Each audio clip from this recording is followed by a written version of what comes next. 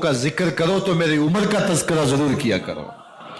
میرا عمر وہ ہے کہ جب وہ ایک جگہ ایک سمت سے آ رہا ہو، ایک گلی اور بازار سے آ رہا ہو تو شیطان بھی آ رہا ہو، عمر کو دیکھ کے راستہ تبدیل کر لیتا ہے. حضرت عمر رضی اللہ تعالی عنہ کی طبیعت کے اندر جو جاہ و جلال تھا، طبیعت کے اندر جو سختی تھی، وہ اسلام کے اندر آ کر بھی قائم رہی. اور آپ نے وہی سختی، وہی جاہ و جلال جو پہلے مسلمانوں کے خلاف تھا، اب کفار کے خلاف، منافقین کے خلاف حضرت عمر کی طبیعت کے اندر وہ جوش و خروش بدستور موجود رہا.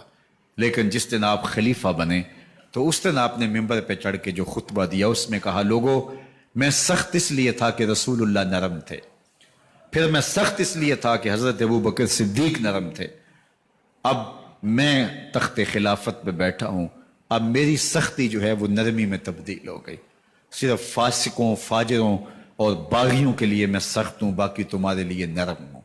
سب سے کم جو تنخواہ بیت المال سے اگر کسی وجود نے لی ہے تو وہ حضرت عمر رضی اللہ تعالیٰ عنہ نے لی ہے. صرف 2 جوڑے لیتے تھے سال میں، اور راوی کہتا ہے کہ میں نے دیکھا ہے کہ اس میں بھی 17 پیوند لگے ہوتے تھے. حضرت عمر رضی اللہ تعالیٰ عنہ کا طرز زندگی، آپ کا انداز معاشرت اور آپ کا انداز خلافت، ہر لمحہ آپ کی زندگی کا اٹھا کے دیکھیے کتنی مرتبہ قرآن حضرت عمر کی رائے کے مطابق نازل ہوا ہے. اللہ تعالیٰ جل شانہ نے ان کو صاحب الہام بنایا تھا. ہر امت میں کوئی صاحب الہام ہوتا ہے، حضور کی امت کا صاحب الہام حضرت عمر رضی اللہ تعالیٰ عنہ، اور آقا کریم نے انہیں اپنا وزیر قرار دیا. فرمایا میرے 2 وزیر آسمانوں میں ہیں، 2 وزیر زمینوں میں ہیں. آسمانوں کے وزیر ابو جو ہے وہ جبرائیل اور میکائیل ہیں، اور زمین کے وزیر ابو بکر اور عمر ہیں رضی اللہ تعالی عنہما. تو اللہ تعالیٰ جل شانہ نے حضرت سیدنا صدیق اکبر کے بعد حضرت سیدنا عمر بن خطاب رضی اللہ تعالیٰ عنہ سے جو کام لیا، مختصر دور خلافت کے اندر 10 سال 6 ماہ 4 دن آپ نے خلافت فرمائی ہے. لیکن کہاں سے چلے اور یہاں مکران تک، بلوچستان کا حصہ ہے، یہاں تک آپ کے سلطنت کی حدود وسیع ہوئی. ادھر آرمینیا تک جا پہنچے، حمص فتح کیا، قادسیہ، یرموک. آپ ذرا دیکھیے کہ کہاں تک آپ کی فوجوں کے گھوڑے دوڑتے رہے، اور اللہ تعالیٰ جل شانہ نے ان کو جو توانائی، عدل و انصاف کی قوت عطا فرمائی. اللہ اکبر. جب زمین پہ عدل کیا ہو تو زمین بھی حکم مانتی ہے، اور حضرت عمر وہ تھے جن کا حکم ہوائیں بھی مانتی تھی، زمین بھی مانتی تھی، جن کا حکم جو ہے وہ آگ بھی تسلیم کرتی تھی اور دریا بھی ان کا حکم مانا کرتے تھے. مصر کے اندر رسم بد جاری تھی، یہ رسم بد جاری تھی کہ سال کے بعد 1-2 شیزہ کو زیورات پہنا کے اچھے لباس میں ملبوس کر کے دریا کی بھینٹ چڑھایا جاتا، اس کی قربانی دی جاتی، اس کا خون بہتا تو دریا چلتا. جب اسلام مسلمانوں نے مصر فتح کیا تو گورنر نے لکھا کہ اسلام تو اس طرح کی رسوم کی اجازت نہیں دیتا، لیکن خشک سالی ہے، لوگوں کی فصلیں ویران پڑی ہیں، تو حضرت کیا کیا جائے. تو حضرت عمر رضی اللہ تعالیٰ عنہ کو جب قاصد آ کے پیغام دیتا ہے تو کاغذ کے ٹکڑے پہ لکھتے ہیں، بسم اللہ الرحمن الرحیم. مصر کے نیل کی جانب عمر کا خط لکھتے ہیں، اے نیل اگر تو اللہ کے حکم سے چلا کرتا ہے تو چل، ورنہ ہمیں تیرے چلنے کی کوئی حاجت نہیں ہے. اور قاصد کو کہا یہ خط لے جاؤ اور جا کے دریائے نیل میں پھینک دو. قاصد جا کے خط دریائے نیل میں پھینک دیتا ہے، پانی آتا ہے، ایسا دریائے نیل چلا 14 صدیاں ہوئی ہیں آج تک کبھی بند ہی نہیں ہوا. دریا حکم مانتے ہیں، آگ نکلتی ہے. لوگ حضرت عمر رضی اللہ تعالی عنہ کے پاس آئے، حضرت لاوا پھوٹا ہے، آگ نکل رہی ہے اور مدینے کی طرف بڑھ رہی ہے، اب کیا کیا جائے؟ فائر بریگیڈ تو زمانے میں تھی نہیں. عمر نے اپنی قمیض اتاری، جس قمیض پہ 17 پیوند لگے ہوئے تھے چمڑے کے، کہا یہ قمیض لے جاؤ، جدھر آگ بڑھ رہی ہے آگے ڈھالنا، آگ پیچھے بھاگ جائے گی. زلزلہ آتا ہے تو زمین پہ دوہرا مارتے ہیں، زمین رک جا، کیا عمر نے تیری چھاتی پہ عدل نہیں کیا ہے؟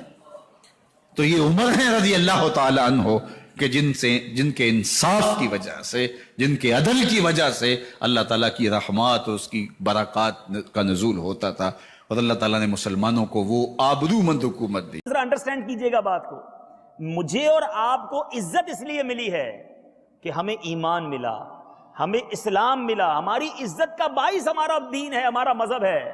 حضرت عمر وہ ہیں جس کے بارے میں علماء لکھتے ہیں کہ وہ عظیم ہستی ہیں کہ جو ایمان لائے تو اسلام کو عزت ملی ہے، اسلام کو عروج ملا ہے۔ علماء لکھتے ہیں جب سے حضرت عمر ایمان لائے اس دن سے لے کر اس کے بعد کنٹینیو ڈے بائی ڈے اسلام کو عروج ملتا گیا، اسلام کو عزت ملتی گئی، اسلام کو تقویت ہوتی گئی۔ سبحان اللہ۔ عزت کرتا ہے تو نہ کرے، مجھے ضرورت نہیں، مجھے اس بات کی ضرورت ہے رب راضی ہونا چاہیے، یار راضی ہونا چاہیے۔ وہ راضی ہے تو بات ٹھیک ہے، اگر وہ ناراض ہے تو مجھے کسی کی حاجت نہیں۔ سیدنا فاروق کیا لو کان نبی بعد لکان عمر ابن خطاب، حضور نے فرمایا میرے بعد کو نبی ہوتا تو عمر ابن خطاب ہوتا۔ اور ساتھیوں بس مدینے میں وہ دن بڑا عجیب تھا جب سیدنا فاروق اعظم کے بیٹے کا معاملہ آ گیا۔ آج 60 سال کا بوڑھا عمر، ابو شامہ حضرت عمر کے صاحبزادے، یہودیوں نے سازش کر کے انہیں نبیذ پلا دی۔ نبیذ جائز تھی، نبیذ کیا کہ شراب پلا دی۔ پھر مقدمہ قائم ہوا، کہا اب پتہ چلتا ہے عمر کتنا عدل کرتا ہے۔ سیدنا فاروق اعظم کے پاس گواہ آئے، صاحبزادہ اندر کھانا کھا رہا تھا، فاروق اعظم نے گریبان سے پکڑا، کھینچ کے لائے۔ فرمایا ابو شامہ چل، تو نے شراب پی ہے، تجھے کوڑے مارے جائیں گے، تیرے لیے 100 یا 80 کوڑوں کی سزا تیاری کر لے۔ ابو شامہ کہتے ہیں کہ ابا جی انہوں نے نبیذ کہی تھی، شراب پلا دی۔ فرمایا تو نے پی کیوں؟ تو نے پی کیوں؟ برے بزم میں بار سین مسجد نبوی کا فاروق اعظم، اولاد تو بزدل کر دیتی ہے نا بندے کو، اولاد تو کمزور کر دیتی ہے۔ آج مدینے نے عجیب ماجرا دیکھا، حضرت فاروق اعظم کی زوجہ روتی ہوئی آئی، کہنے لگی حضرت جی میرا لخت جگر ہے، ایک کوڑے کے بدلے پیدل حج کروں گی، ایک کوڑے کے بدلے صدقہ اور خیرات کروں گی، میرا بیٹا غلطی کر بیٹھا ہے، یہ کام نہ کریں۔ آپ نے فرمایا تو مجھے کہتی ہے میں یہ کام نہ کروں؟ تیرے حج اور تیرے کوڑے کیا کرتے، تیرے حج اور صدقے کیا کرتے ہیں؟ کوڑے لگانا میرے مصطفیٰ کی شریعت کا قانون ہے۔ تو بیٹے کی بات کرتی ہے، عمر کا اپنا معاملہ بھی ہوتا تو عمر یہی سلوک کرتا۔ لوگوں نے کہا حضرت جی آپ تھوڑی دیر، ابھی ان کی والدہ پریشان ہے، گھر میں پریشانی ہے، ذرا ٹھہر جائیں، کل پرسوں ترسوں سزا دے لیجئے گا۔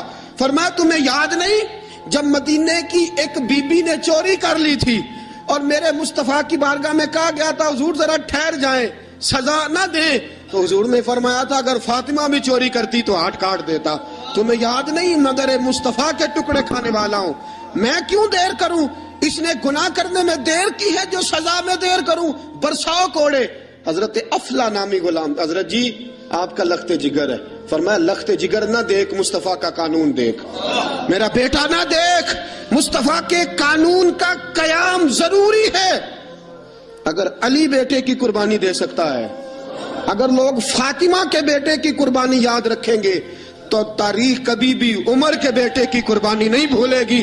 فرمایا غلطی سے ہو گیا یا جیسے بھی، اسے خیال کرنا چاہیے تھا، کوڑے لگاؤ۔ 80 کوڑے لگے تو بیٹے کی روح پرواز کر گئی۔ جب جوان بیٹا کسی کا، کوثر نیازی نے کہا تھا باپ کا جنازہ اٹھانا بڑا آسان پر بیٹوں کے جنازے اٹھانے بڑے مشکل ہیں۔ جب فاروق اعظم کا بیٹے کا انتقال ہوا، بیٹے نے آنکھیں کھولی، باپ کی طرف دیکھا تو سیدنا فاروق اعظم عدل و انصاف، 2 آنسو آنکھوں میں آئے، کہا بیٹا حضور سے جا کے کہنا کہ عمر نے بیٹا نہیں دیکھا، آقا تیرا قانون دیکھا، جا کے حضور سے میرا پیغام دینا۔ حضرت ابو شامہ رضی اللہ تعالیٰ عنہ وصال کر گئے۔ تاریخ کیسے کیسے منظر، ازالت الخلفاء شاہ ولی اللہ کی بطور حوالہ پیش کر رہا ہوں۔ حضرت ابو شامہ کا وصال ہو گیا، 20 کوڑے باقی تھے۔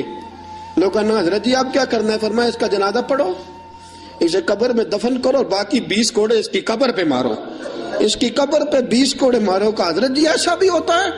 فرمایا اس لیے ایسا ہوتا ہے کہ یہ میرے مصطفیٰ کا قانون ہے، میری اولاد کا معاملہ ہے تو میں درگزر کروں۔ فرمایا مارو کوڑے۔ حضرت سیدنا اب حذیفہ بن یمان فرماتے ہیں فاروق اعظم بیٹے کی قبر پہ کھڑے تھے، داڑھی آنسوؤں سے بھری ہوئی تھی، میں دوڑا ہوا آیا، میں نے کہا عمر نہ رو، آج خواب رات تیرے بیٹے کا جنازہ تھا، جنازہ پڑھ کے سویا ہوں تو خواب میں مجھے رسول پاک کی زیارت نصیب ہوئی ہے، نبی پاک خواب میں تھے تو 2 سبز حلے تیرے بیٹے کو پہنا رکھے تھے اور رسول پاک کی بغل میں کھڑا تھا، حضور نے فرمایا عمر کو جا کے کہنا کہ تو نے بیٹا پاک کر کے بھیجا تھا، اللہ نے جنت کے سارے دروازے کھول دیے ہیں، اللہ نے، اور عمر کو میرا سلام کہنا اور اسے کہنا عمر تیرا حدود اللہ قائم کرنا خدا کو بھی پسند ہے، مصطفیٰ کو بھی پسند ہے۔ ساتھیوں، اپنے بیٹے کی باری آئی، لخت جگر عمر نے اگر وفا کے رستے میں آیا نا بیٹا، اگر وفا کے رستے میں کھڑا ہوا نا بیٹا، عمر کو نظر آیا ایک طرف قانون مصطفیٰ ہے، ایک طرف عمر کا لخت، جوان بیٹا، جوان بیٹے تو بڑھاپے کا سہارا ہوتے ہیں، جوان بیٹوں کو دیکھ دیکھ کے باپ کی آنکھیں، طرز زندگی وہ بنا اس میں اللہ رسول کی رضا شامل ہو۔ حضرت فاروق اعظم رضی اللہ تعالیٰ عنہ نے پیغام دیا، اللہ رسول کی بارگاہ میں جانا ہے، جواب دینا ہے، لہٰذا میں باز نہیں آ سکتا، حقیقت حال ضرور دریافت کروں گا۔ حضرت فاروق اعظم نے دنیا کو بھر دیا، اور پتہ پھر اس عدل کا مقام کیا تھا؟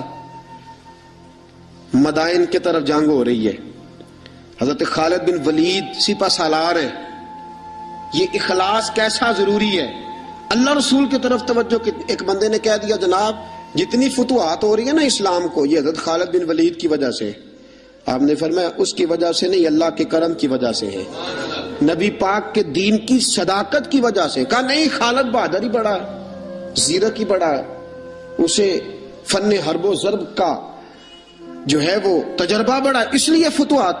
آپ نے فوری طور پہ ایک آدمی کو بھیجا، فرمایا جاؤ خالد بن ولید سے جا کے کہو تو معزول ہے اور سعد بن ابی وقاص کو میں امیر مقرر کرتا ہوں، جاؤ۔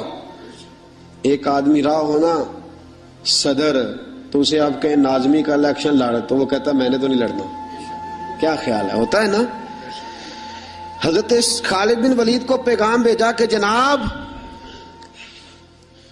آپ معزول ہیں، سعد بن ابی وقاص کو امیر لشکر مقرر کر دیا گیا ہے، آپ کو جب یہ خط ملے چاہیں تو ایک معمولی سپاہی بن کے آپ جہاد میں شریک رہے، معمولی سپاہی بن کے، سپہ سالار ہے پہلے وہ، لیکن اب ایک قبیلے کا جھنڈا بھی نہیں دی، معمولی سپاہی بن کے لڑنا چاہے تو ٹھیک، ورنہ واپس مدینے آ جائیں، آپ کو کوئی اور ڈیوٹی دے دی جائے گی۔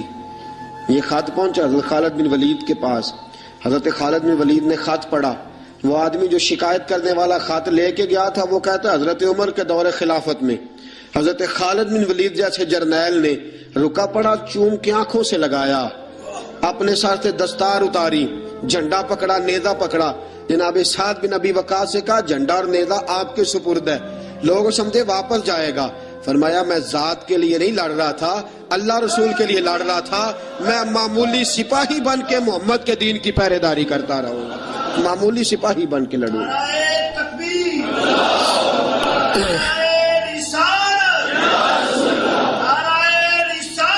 معمولی سے اب لشکر روانہ ہے، دریا آگے آگے آگے، پولی کوئی نہیں، کشتی کوئی نہیں، حضرت سعد بن ابی وقاص امیر لشکر ہیں، جناب خالد بن ولید معمولی سپاہی ہے، دریا عبور کرنا ہے، کیسے کرے؟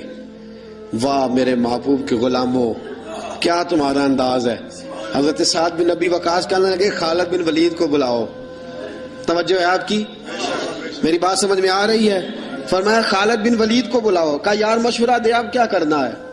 انہوں نے کان میں دعا سکھائی، کان میں، کہا حضرت جی یہ دعا مانگے، یہ دعا مانگے۔ دعا کیا تھی؟ علامہ عبد الرحمن صفوری نے لکھا ہے دعا مانگی، کہا یا اللہ تجھے نبی پاک کے غلام جناب عمر کے عدل کا واسطہ، اے اللہ تجھے عمر کے عدل کا واسطہ، اس دریا کو کہہ ہمیں رستہ دے دے، اس دریا کو کہہ ہمیں رستہ دے دے۔ حضرت سعد بن ابی وقاص نے دعا مانگی، خالد بن ولید نے آمین کہی، حضرت سعد بن ابی وقاص فرماتے ہیں کہ دریا نے رستہ نہ چھوڑا، تو میں نے کہا ڈالو گھوڑے، لوگ کہنے لگے حضرت جی رستہ تو چھوڑا نہیں، فرمایا تم ڈالو گھوڑے، گھوڑے دریا میں اترے، حضرت سعد بن ابی وقاص نے پہل کی، خالد بن ولید کا دوسرا نمبر، پورا لشکر دریا میں اترا. وہ کہتے ہیں ہم دریا کے پانی میں یوں چل رہے تھے جیسے فرش پہ چلا جاتا ہے. دریا کے پانی میں یوں سارا لشکر عبور کر گیا، سارا لشکر دریا عبور کر گیا، اور کسی گھوڑے کا ایک کھور تک نہیں بھیگا. فرماتے ہیں باہر نکلے تو صحابہ ایک دوسرے کو دیکھ کے مسکرا رہے تھے. حضرت سعد بن ابی وقاص کہنے لگے کسی کی کوئی شے تو نہیں رہ گئی دریا میں؟ پیچھے دریا میں یہ حال ہے خدمتگاروں کا، یہ حال ہے خدمتگاروں کا. سرکار کا عالم کیا ہوگا؟ کسی کی کچھ چیز تو نہیں رہ گئی. ایک شخص کہنے لگا کچا پیالہ مٹی کا گر گیا دریا میں، کچا پیالہ. حضرت سعد بن ابی وقاص نے رخ پھیرا دریا کی طرف، کہنے لگے تجھے عمر کے عدل کا واسطہ دیا تھا اور تو ناانصافی کر گیا، چل پیالہ واپس کر. تجھے عمر کے عدل کا واسطہ دیا تھا اور تو پیالہ کھا گیا، واپس کر. یہ لفظ حضرت سعد بن ابی وقاص کے منہ سے نکلے، ایک لہر آئی، پیالہ واپس کر گئی. یہ حال ہے خدمتگاروں کا. سرکار کا عالم. حضرت فاروق اعظم گلی سے گزر رہے ہیں، حضرت فاروق اعظم گلی سے گزر رہے ہیں. بی بی رو رہی ہے. فرمایا کیا ہوا؟ کہنے لگی تیل لینے آئی تھی، ٹھوکر لگی ہے، بوتل گری ہے، زمین تیل پی گئی ہے.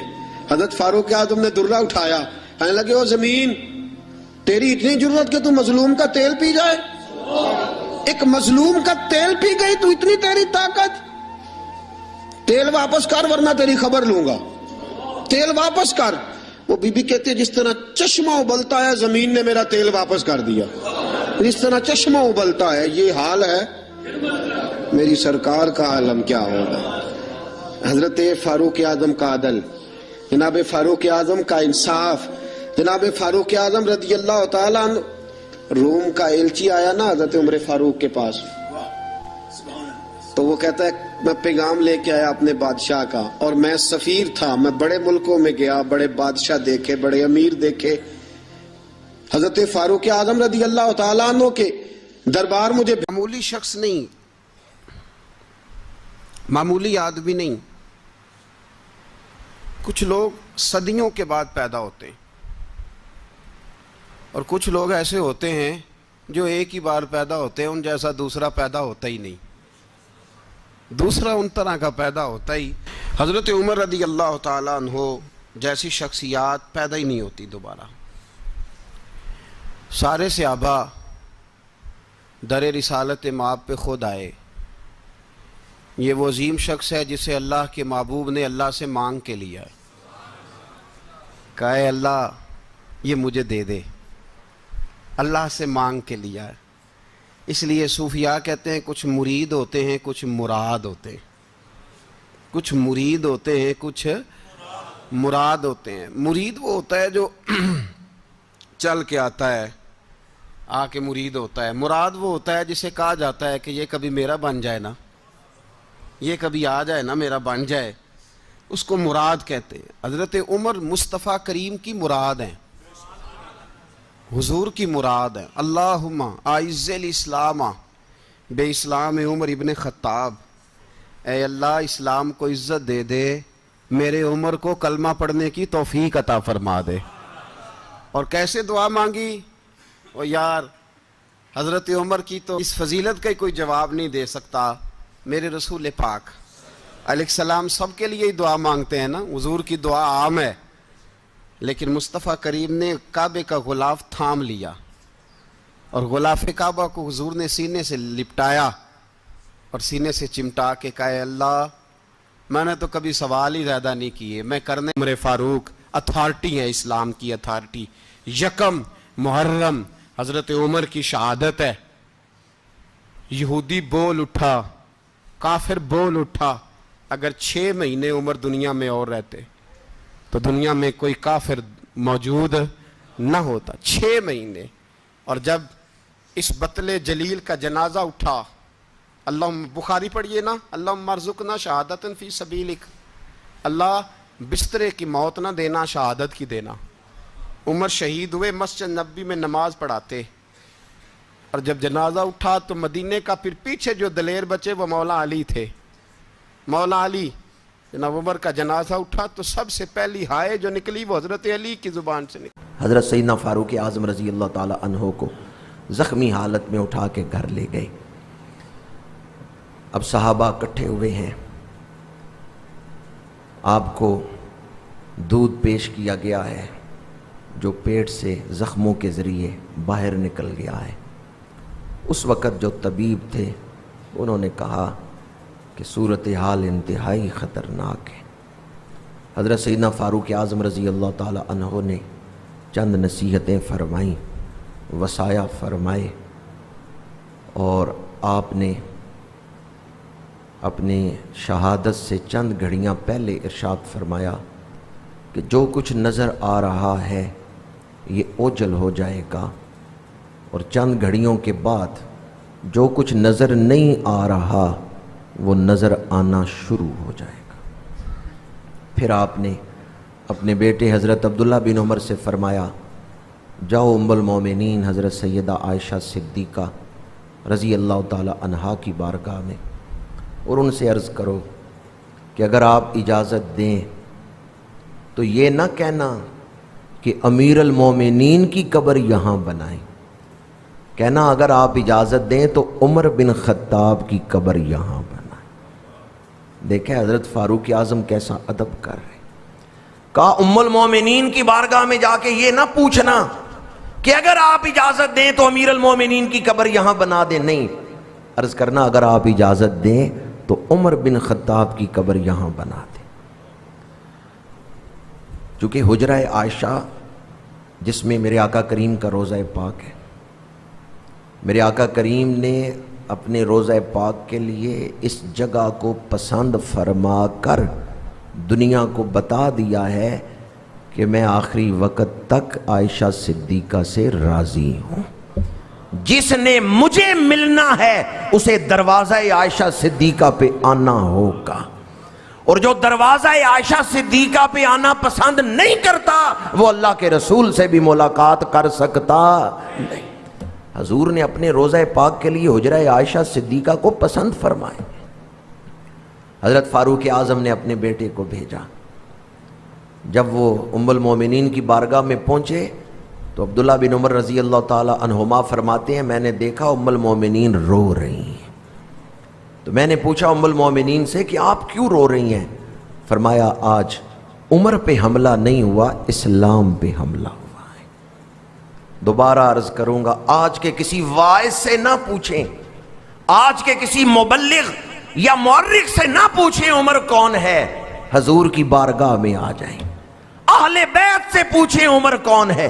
उम्मुल मोमिनीन हजरत आयशा सिद्दीक़ा फरमा रही हैं ये उमर पे हमला नहीं हुआ, इस्लाम पे हमला हुआ।